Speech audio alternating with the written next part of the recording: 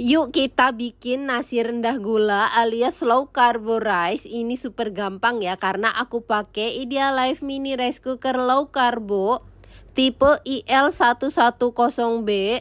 Kapasitasnya 1,5 liter. Ini cocok banget untuk 1-2 orang. Bowlnya ini anti lengket dan Jerman granit non-stick coating ya bun. Jadi nggak usah takut lagi deh kalau nasinya lengket-lengket. Aku mau masak nasinya biar jadi low sugar atau low carbo dengan metode seperti ini ya. Cek keterangannya di kolom caption.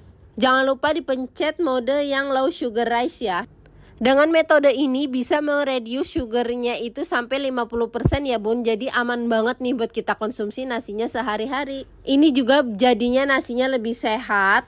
Cocok banget nih buat yang lagi mau diet ataupun buat penderita diabetes karena ini gulanya itu rendah banget ya, berkurang sampai 50%.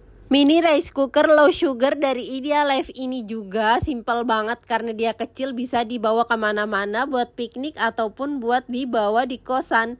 Yuk bikin juga.